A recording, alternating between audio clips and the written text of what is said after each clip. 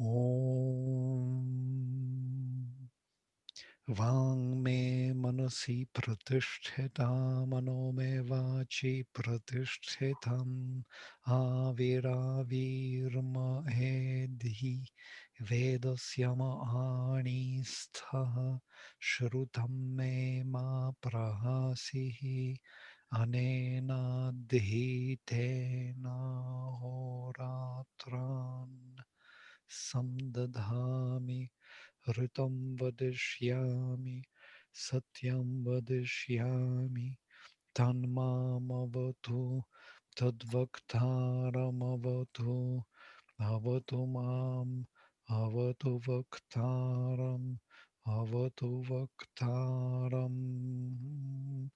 Om Shanti, Shanti, Shanti.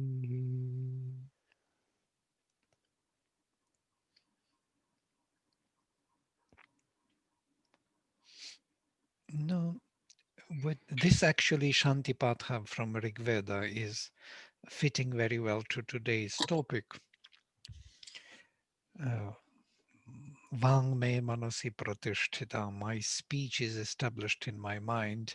Mano me vache pratishthitam. My mind is established in my speech. So this mind and speech, you are two foundations of the Veda. Be revealed to me, mind. Be revealed to me, speech. I shall speak the truth. I shall speak the truth. May that protect me, protect the speaker, protect me, protect the speaker.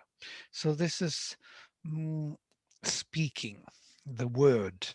The whole Indian tradition is built on this perception of the word as the power of consciousness, which manifests inner consciousness in the forms of manifestation. It is not only the psychological states what we get from the word, but also the physical world is itself the manifestation of that vibration of consciousness, which takes all these particles together, puts them together in some particular form, and they start playing in a different way, getting new qualities, and slowly the whole evolution of the body is taking place.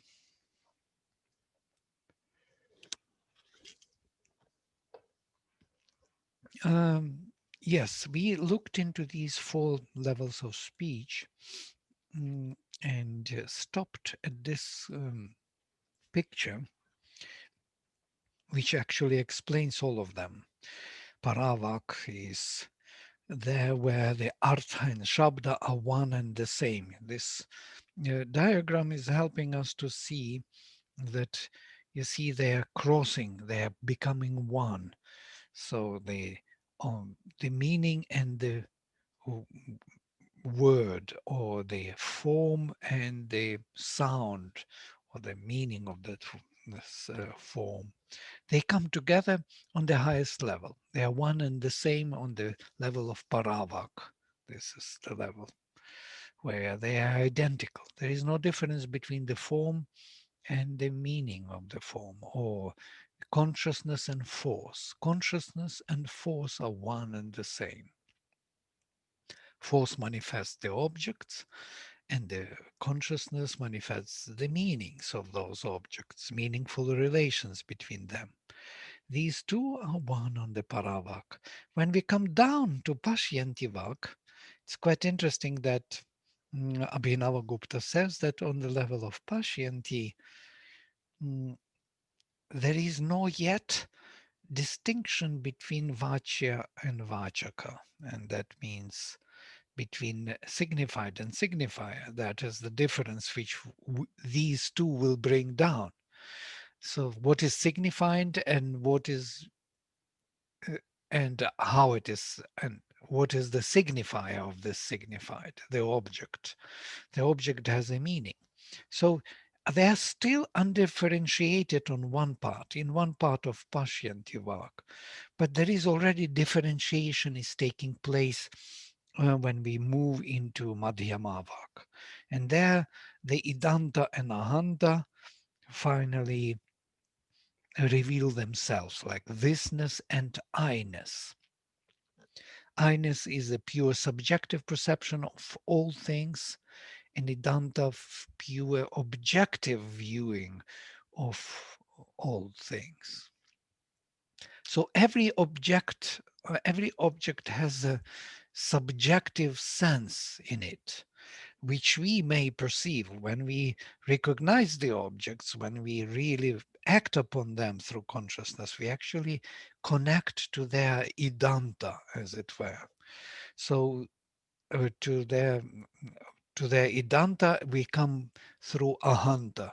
We cannot know the object unless we connect it with our subjective self. So there must be some interesting connection between this object and this subject in the subjective way.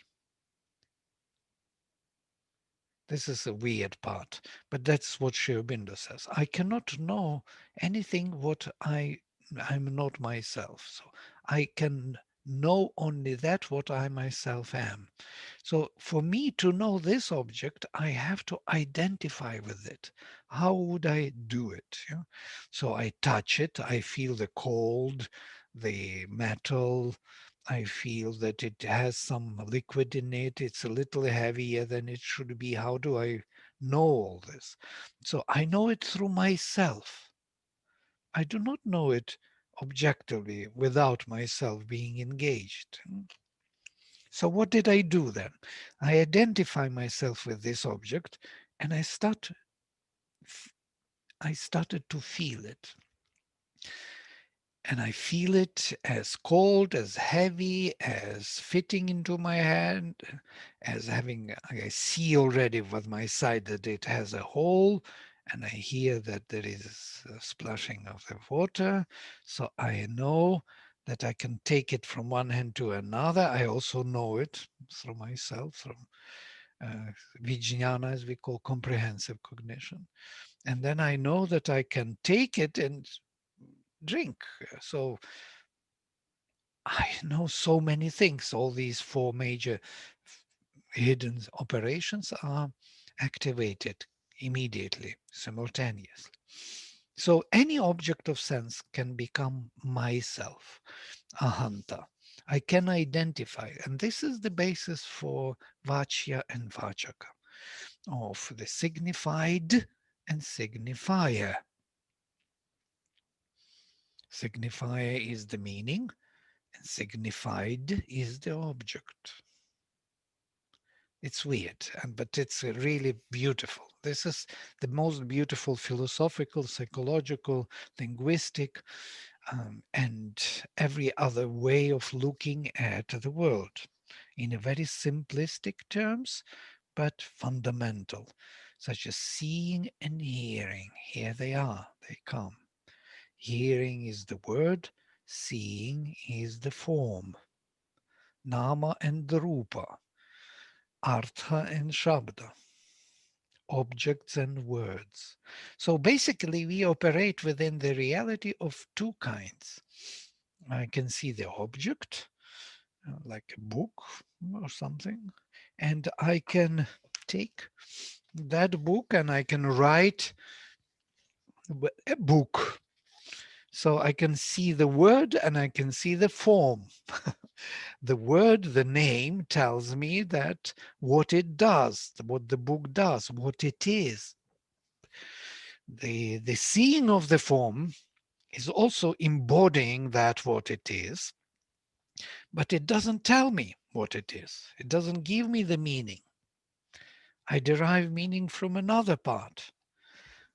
Now, these two parts simultaneously coexist in Paravak, consciousness force, or Chit Shakti. And then they split. Shakti splits from the Chit, so to say, and manifests the worlds. But that meaning is constantly present within it. So when we come to the Vaikhari level, and Vaikhari level is where the objects and the words are separate. So I can show you the book and I can write the book separately. And so you can see two realities, words and the objects. They are separated. They are not the same anymore, as it were. I have a question, Vladimir, before we go ahead, because it's going on in my head so fast that Mhm. I'm not able to hear ahead. So that's why I want to ask you.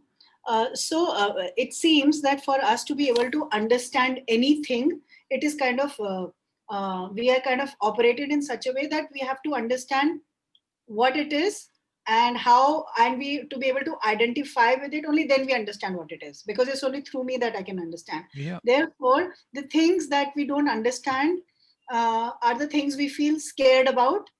And that is why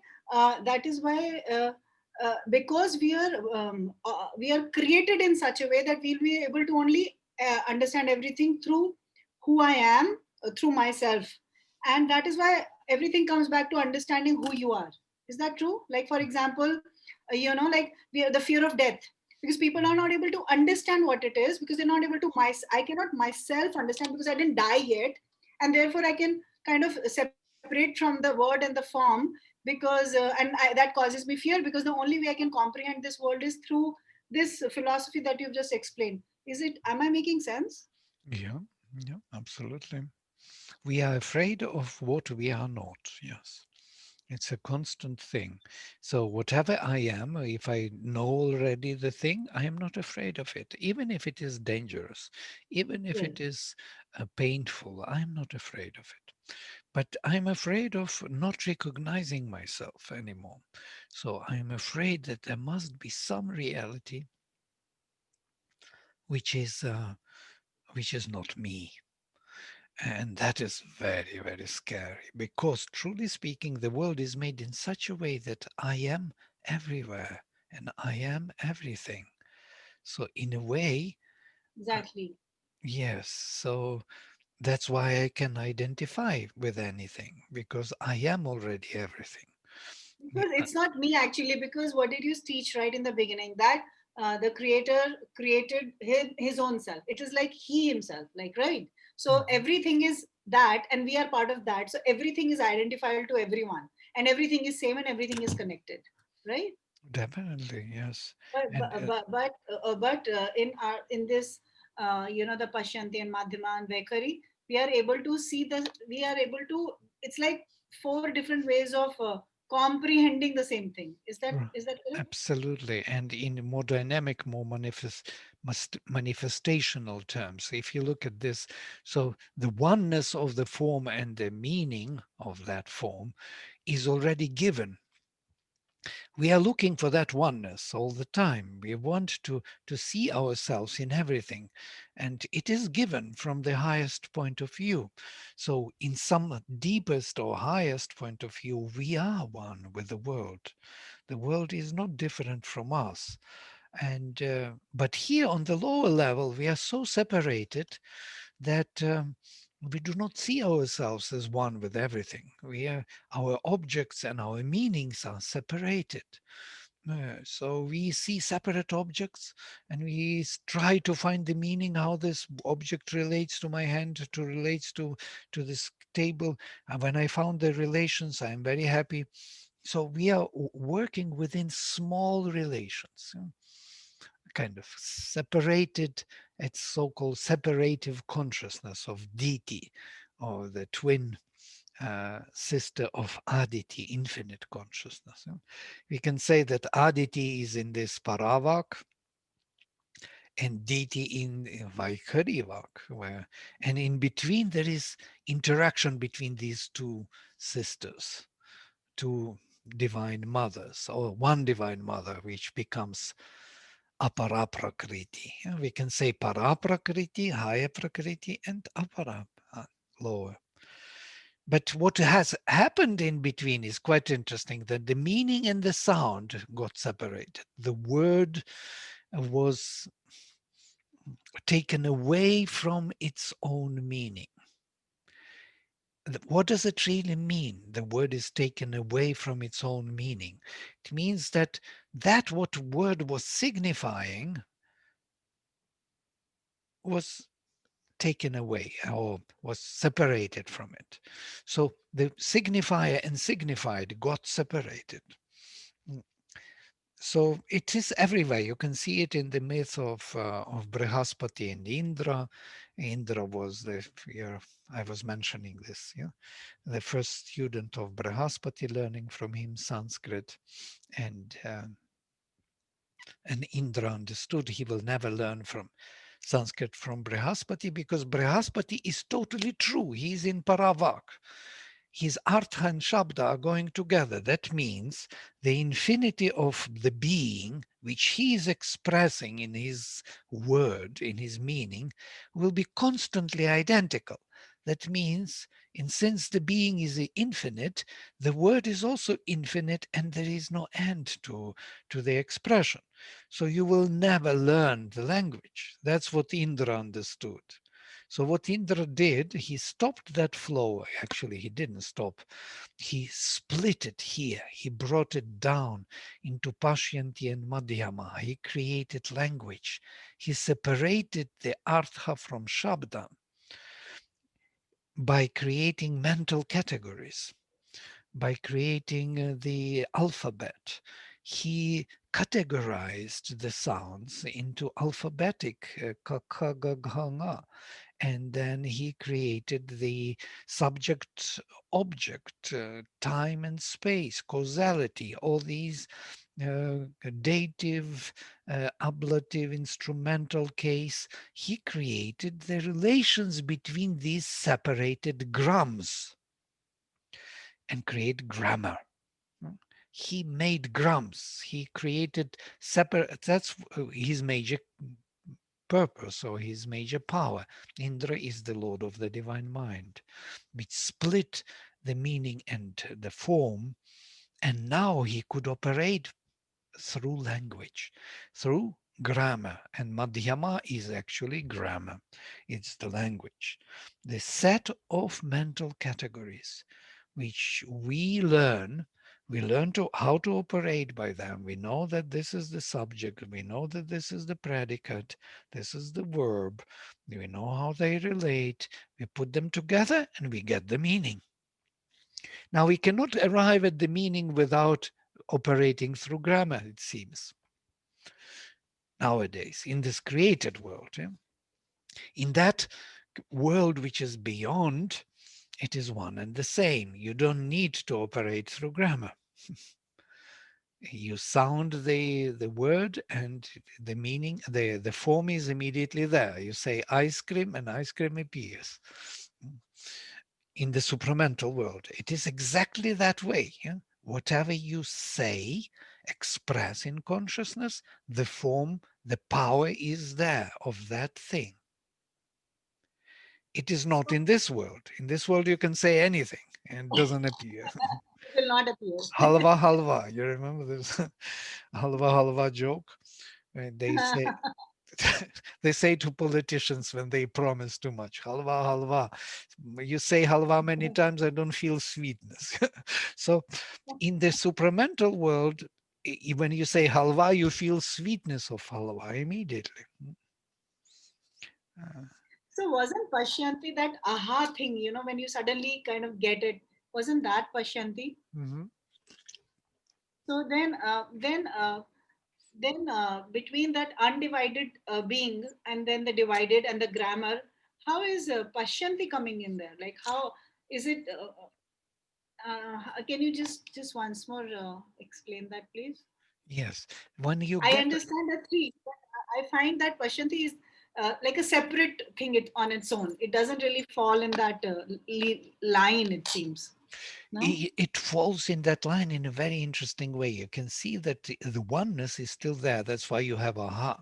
Aha means that actually the form and the meaning of the form are understood by you. It's No. it's not yet manifested. Manifestation takes place here. I put this, line showing where we are going to manifest things. But now you will have that aha here, this aha, you will have to manifest in the real reality in which you are, and you are here in this reality of objects and words. You got aha. Now what you need to bring it here. You have to embody it in some way. So how would you do it?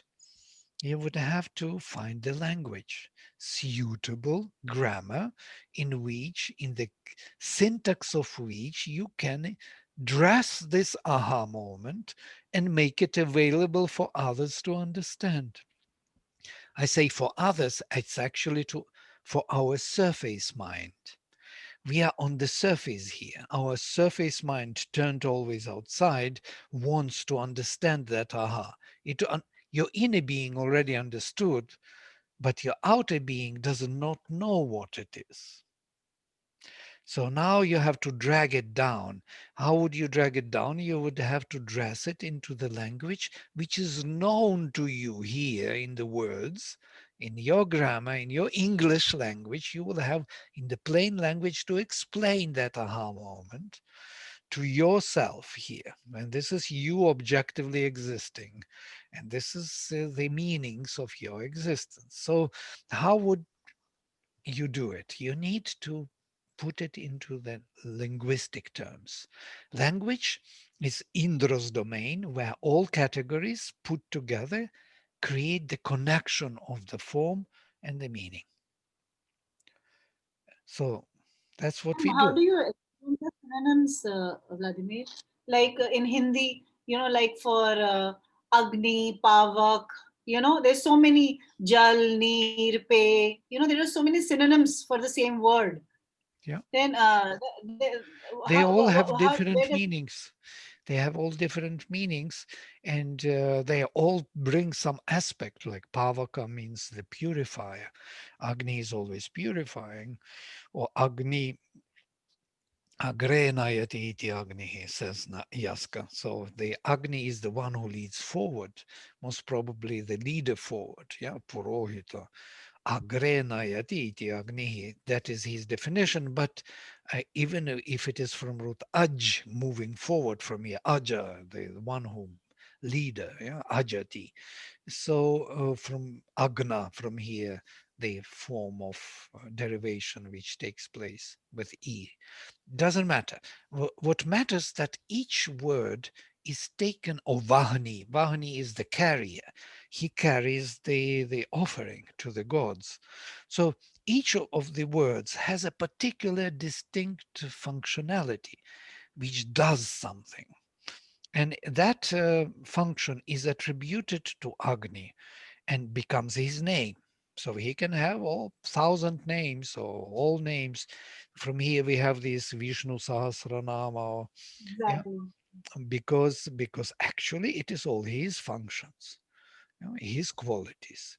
So we can qualify him by all those qualities, and that is actually the basis for polytheism in the Rig Veda. Rig Veda speaks about gods because these gods are functions of the divine. Indra is the mental function of lightning, of this aha moment. He brings that lightning. Yeah? He is the one who brings Pashyanti Vak and puts it into language. That's what he does. It is his major function. So his name is Indra, Idam Dra, by the way. This is the etymology which Aitareya gives. Idam Dra, splitting this. There was oneness and he split it into two. Here we have it. But yes, it's all inbuilt in the functionality of each word. And then it is, if the God has more functions, then those functions becomes names of that Godhead. And since we have only one divine, which has many functions, so we have many different gods. And the same God has so many different names because various aspects are involved in that. Right, it's another view. You can look at him as many gods, or you can look at him as one God with many names. Yeah? It's just the same look, yeah? Only differently kind of framed. Yes, here, so I wanted this to be the foundation for our introduction to Swadhyaya.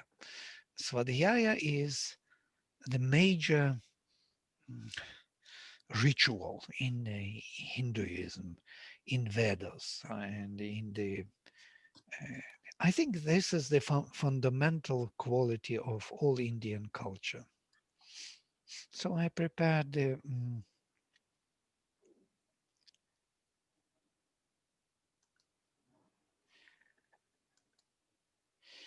I have many presentations on the word, which is quite interesting. I will take Swadhyaya today. The concept of the word. So if you look at Swadhyaya, what Swadhyaya really represents, it is mentioned in the Gita here. Shri Krishna mentions Swadhyaya, the sacrifice by knowledge, he calls it. Jnana Yajna or Brahma Yajna or Swadhyaya. He says that sacrifice by knowledge is greater than by any material means. O Arjuna, the Swadhyaya is greater. For all actions and in knowledge experience. Sarvam karma kilam partha jnane parisamapyate. All action here, whatever we do, or whatever we live, ends in this knowledge experience. Jnane parisamapyate. This is fundamental. So we live here for some knowledge experience. Jnana Sri Aurobindo translates as self-realization. So we are doing it for the growth of consciousness. The form which is here, so to say, supposedly to support our progress and to support our being is not meant to stay. It is only to support us in our transition and gaining more and more knowledge, more and more consciousness, bringing it down. This is the purpose of our life. So What is not supposed to stay? Please, I missed that. the What is form, the whatever form, this body, that body, all these bodies are transitional beings. They are constantly moving towards gaining more and more the experience. And once we gain more experience, we fulfill the purpose of this body, of this transition. In our view, we want that to be frozen, stable. We want our body not to get old, not to get sick, not to move. We want to be forever. And there is a legitimate claim for this, our immortal self, which is telling us that we are immortals here. And how come these immortals are mortals and everything is changing? Yeah, this is our dilemma. this is a beautiful, beautiful. Mm. I don't know what it's like a mantra. I don't know what it is called. The whole.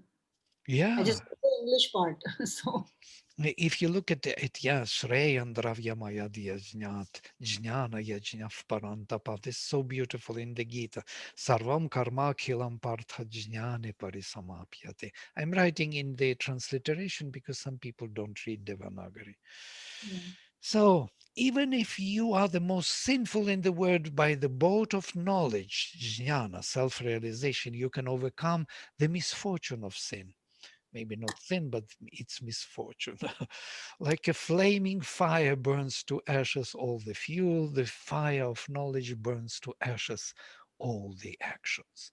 We are here not for the sake of actions. Actions are the means for us to gain higher consciousness and self-realization.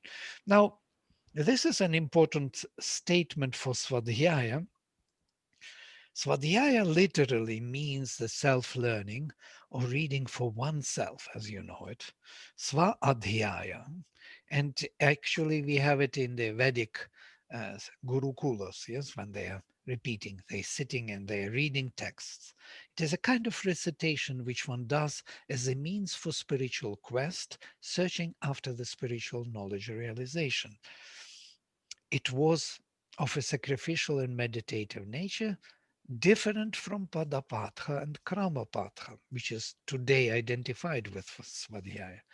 Recitations which were meant to preserve the Vedic texts. Nowadays, they understand Swadhyaya as you remember, you memorize the text. And you read like Agnimehele Porohedam Yajnasya Devam Ritvijam Otaram Ratnadatamam. You sit and you mumble, mumble, mumble, mumble, mumble, because you have to repeat. And they call that Swadhyaya. But Swadhyaya, by definition, which is given by the Taittiriya Aranyaka, it is not that. It is you have to find, as Sri Krishna says in the Gita, sacred, clean spot. You put your cushion there, whatever the antelope skin on the kusha grass. You sit down there. There should be no mosquitoes, no yirumbu. Yirumbu is what do you call it? Ants. Nothing should disturb you. You have to find a very clean, silent, lonely place. And then by sitting there, you have to recite the text to yourself. Now, what is this? Why should you recite text to yourself, which you know perfectly by heart? Because maybe in the process of recitation you will start experiencing the vibration of all the alphabets and their coming together for that word, and suddenly it will suddenly the meaning will dawn upon you without using your brain but from some inner knowing. I don't know. Absolutely. You know it because you are totally in this culture. Absolutely. Why do we read the poem which we know by heart to ourselves? We want to enjoy the flavor of the imagery. You want to connect to that experience behind it. Yeah? That's what we are looking for. Culture also, Vladimir, it's because maybe I learn everything only through experience. If you were to Mhm. teach me as a if I had to read a book and understand, I wouldn't. When I study with you, I'm turning into an experience, only then I understand. Or maybe because I do experiential workshops, because that's the way I think it just kind of dawns onto people because they live it. So Yeah. that's why I'm thinking, because I've never thought about this before. Because again, it's part of our culture. We are used to reciting, reciting, reciting, going to the class, reciting again. But we never think, because it is done so mechanically and without any soul or any background knowledge, that we are just doing it mechanically. We never really gain from it because we are in that process, because it is done without any conscious awareness. You Yeah. know. Yeah. Yeah. But there is even technique. For example, the Veda speaks, the Taittiriya Brahmana, Taittiriya Samhita starts with this introduction of Ya Evam Veda. You see that at the end of each text, you see that particular formula, Ya Evam Veda, the one who knows thus. So, and when you read this, so Brahmanas and Aranyakas, and starting from Samhita, Taittiriya Samhita itself, at the end of nearly every passage which deals with ritualistic or mythological nature, use the formula Ya Evam Veda, the one who knows thus, and continues. He readily gets the fruit of the sacrifice. He will get the experience. It is not a ritual that was absolutely important for the performance of the sacrifice, but the text as such, Vaj, and the understanding of its significance, Artha. This formula, Ayurveda, indicates that the reading and the understanding of the text were considered to be equal to the physical performance of the sacrifice. It starts from Taittiriya Samhita. So uh, if you look into, we look into Agnihotra sacrifice, which is described by Aitareya Brahmana, it's quite interesting, depicts that the Vedic ritual Agnihotra is consisting of three priests, Hotara, Dvarya, and Udgatar, reciting texts from Rik, Yajur, and Samaveda, corresponding to three regions, earth, air, and heaven, respectively. They have three fires. They make oblations into three fires on the altar, and they recite the texts from these three Vedas. And the fourth priest is in another corner, in the western part where there is no fire, who is silent during the performance, observing all the actions, as well as listening to all the words uttered by the other three priests. His function is to be a witness of all that is happening And in case of any imperfection in action or in speech, to correct it in his mind, in his own mind, prayashchittam. He does prayashchittam. He makes a correction, but only in his mind. They made a mistake, they go ahead. But he corrects in his mind, and that is enough to make ritual proper. Wow. I remember you've taught this before in some class. I remember some Mhm. one person silently standing and watching everything. So how does it work that he corrects it in his head and that is enough? Because he makes the correction. In the mind, it is perceived as proper. He saw the mistake, he made a correction, so it is perceived by consciousness as proper. And that actually creates a proper sacrifice. So when dakshina is distributed, the dakshina, the money at the end of the sacrifice, Hotara, Dvarya, and Udgatar, these three priests who did everything, get the half, and the Brahman gets half alone. So they split half-half. So the one who does practically nothing, says Sri Aitareya Brahmana in dispute, gets the same portion of dakshina as those of three priests who recited and performed all the sacrifice. Why is that so? And then it explains that the three priests belong to speech, which belongs to earth, and he belongs to mind, which belongs to heaven. And that's how by heaven and earth, by mind and word, the sacrifice is done. And by speech and the mind, earth and heaven, they create the space in between, that space prana, life energy, or that sensual, or that feeling, emotion, or that experience which we experience, belonging to antariksha, the middle world, of which vayu is the essence. Therefore, says the text, this Vayu Pavamana is yajna. So that what they create is the sacrifice. That tension, that experience, that um, formation of some kind of experience in us. We can feel it. We can understand it by feeling. So if you look at this simple picture, then heaven and earth were separated, Surya on the top, Agni below, and Vayu in between, connecting Surya, Agni, Vayu, and Surya. Connection of these three is the aim of the sacrifice. Why? Because once they are connected, heaven and earth become one again. Vachya and Vachaka became one. Artha and Shabda becomes one again. The meaning and the form, the Chit and Shakti becomes one again.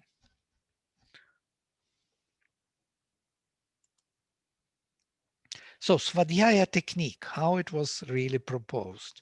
The same ritualistic structure is maintained, the same as it is in the ritual, is maintained in Svadhyaya, where the reader of the text, which he knows perfectly by heart, utters it as if mechanically, while his other part, manas, mind, is observing the flow of the words and being detached from the active formulation of the text becomes simply a witness of the text, like the Brahman priest in Agnihotra. When this condition of the sacrificial active conditions are maintained, then the reader himself becomes an altar. And in this way, he unites and becomes one with all three levels, heaven, mind, earth, word, and space in between, breath or prana or feeling, emotions. Now what happens, he gets the experience, new insight into the text, new understanding. And since these texts were created by rishis for that very purpose, to connect us to that consciousness of where it comes from, so we get that connection. And once we get that connection, we understand the text.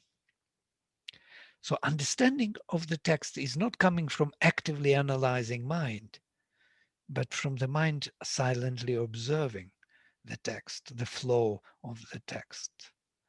And of course, you have to understand the meaning. If you don't understand what you are reciting, that's another matter. So here Taittiriya Aranyaka says, I have gathered all nourishing powers of consciousness from here, from there, and from the beyond, Agni and Vayu and Surya. I have combined for the growth, by the growth. So this is the aim of the sacrifice, to combine these three powers. And therefore Svadhyaya should be learned or should be practiced. For whatever he reads about any action, by that reading he fulfills the desired and moves towards union with Agni, Vayu and Aditya. This is from Taittiriya Aranyaka. So Sayanacharya, who is considered to be the greatest ritualist, actually who is the only one who commented on all the Vedas, and his commentary is from 14th century, known to us as the oldest commentary, the oldest in a way that the Rig Veda was never written before Sayanacharya made a commentary on it. And all he was from Taittiriya school, but still he commented, he had the whole office of Brahmins who commented on all the Vedas. He writes about this, and this is his text, his explanation of Swadhyaya. I will not read Sanskrit, but only English, which is very interesting because he is a ritualist. He insists on rituals. The sacrifice is of three kinds: by bodily action, by word, and by mind. There is no discussion how it is done by the word, for it is understood. You have to know the text. But when the reader knows also the meaning of the words, then in the moment of the reading them, the mental kind of sacrifice is following automatically. And even if he is not there is no bodily action occurring in the performance, it does not matter at all. Only the one who by prescription is to perform the bodily part of the sacrifice should do it. Otherwise, any other one gains the same fruit of the sacrifice by reciting the text of it. Thus, the reader moves towards the union with Agni, Vayu, and Aditya. Again, the same story, uniting three fires. So, by understanding the text which you are reciting and observing it, you create in yourself a sense of experience, pranic disturbance, which is the sacrifice. You can see it everywhere. When we read the books, we get the experience. When we go to the theater, it is the same experience. Yeah? The theater, if you take Natya Shastra, the first performance was the creation of the world. And the first viewers, the first audience was the gods. The gods were viewing the performance and they were rejoicing. So between the gods and the participants, there was a field connected, or the sacrifice made, the pranic world of all the experience, of all the feelings, emotions. They were fulfilling us, fulfilling our life. And that was the meaning of the theater. And then the audience changed from the gods to the people. People started to join, and they're sharing with you the same vital field. You feel the audience, you feel how they react. You know when they are listening and when they are not. You know when they are taken, because you build one field. Yeah? This is Svadhyaya technique. Yeah, it's everywhere. It's inbuilt in all our activities. So there are 5 great sacrifices mentioned, Mahayajnas, in the texts. I just here put it for the sake of kind of completing the topic altogether. Swadhyaya is called Brahma Yajna. And there are other Deva Yajna, when one offers, uh, you know, puts only one stick into the fire, that is already Deva Yajna. You kindle the fire. When you offer the water, exclaiming Svadhyaya, it is Pitri Yajna. When one makes a little offering from his food to the spirits, like people in India do before they eat, they give a little bit under the tree. Yeah? That is Bhuta Yajna. You support Bhutas, all these elemental beings. When one gives food to Brahmins, that is to sannyasis, that is Manushya Yajna. You feed the Brahmins. But when one reads for oneself even one verse from Rigveda, Yajurveda, or Samaveda, then the Brahma Yajna is performed. So you have to, um, that is Brahma Yajna. Swadhyaya is depicted in the myth of Taittiriya Aranyaka as a sacrificial act done by rishis by desiring yajna. They wanted that sense or that experience which we describe. The embodiment of the Supreme received received it from Brahma Swayambhu. So they received it from the Creator. And by performing it, Swadhyaya, they made gods again sinless, apahata papmanah, who thus went back to heaven, Svargam Lokam Ayan, and the rishis themselves joined the abode of Brahman. Brahmanah Sayujyam Rishayoga Chan. Rishis went into the Brahman again. This is what Swadhyaya does. It recreates the higher consciousness here in terms of experience and manifests in terms of this world.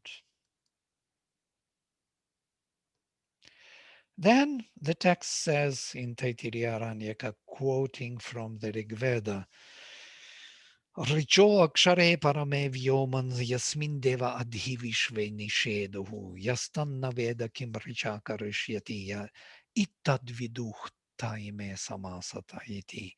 The sacred verses are in the highest heaven, where all all gods abide. He who does not know that, what is he going to do with the sacred speech? Those indeed who know that, again, this Yayam Veda close to it, they are perfectly united, composed.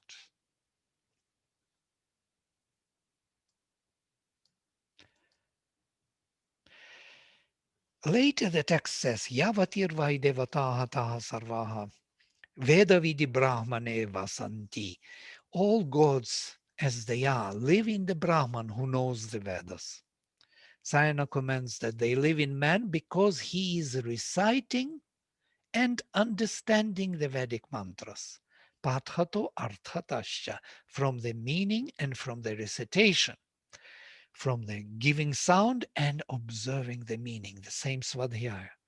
And since the mantras exist in the speech of the reader and in the mind of the knower, all gods, therefore, also live in him, procreated, as it were, or brought to life, made alive, or more precisely, given a life space for those mantras. Ekasmin mantre ekaiko devaha pratipadyate.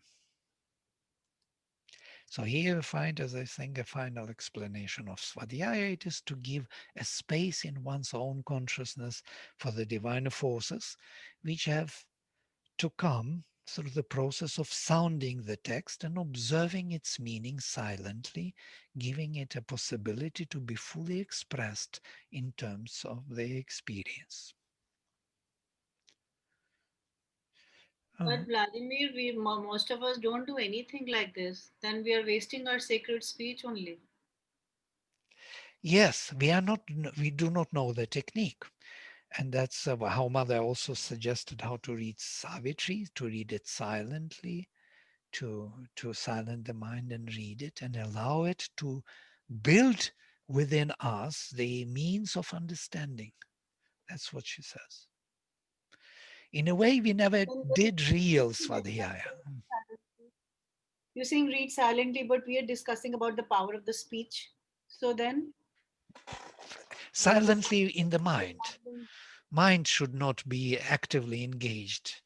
Mind has to observe, to become a witness of the text. And then something happens in you, in your feeling. You will feel it here. There will be silence, there will be bliss, there will be something. You will start feeling the presence. And that leads you to the understanding of the words. You will start understanding the text. You will be able to explain them. I have it on my desk. I have never read it. I Yeah. have it right here with Bhagavad Gita and few books like that, tiny books. Mm. But again, I understand it now because it was my mind which was just not able to. So if you quieten the mind, then you can read it, and if you read it loudly, the speech part works, but your mind is silent, so the inner opening happens, and that is yajna, that is swadhyaya, and we must do it, right? Yes, and we have to understand the text. If people read the text without understanding, like some people read mantras without knowing Sanskrit, I don't think it does that because it needs the heaven, it needs the meaning.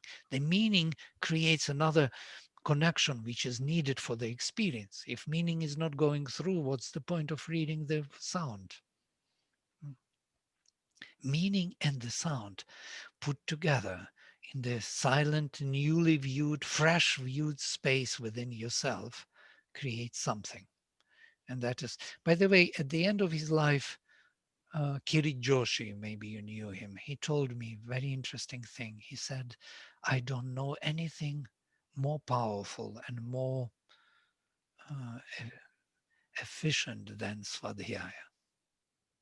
I don't know anything better than Swadhyaya. Svadhyaya is the way to bring this consciousness into your existence. But Vladimir, for us to understand, if you have to understand, then you've already used your mind first earlier some time to understand, and then you are doing swadhyaya, so you already have the meaning, so you can put your mind to rest and only do the chanting or the reading aloud. Yeah, That and means we've already used the mind some time back to under. Otherwise, how can you understand also at that time and also silent your mind and you not engage you in just understanding? observe the flow of the speech, and that's why it is required that this word is to be totally learned by heart. Yeah, because you don't need to articulate the words. If I know the text totally by heart, my mind can really observe it. But what about understanding? You said if you don't understand, what's the point of chanting?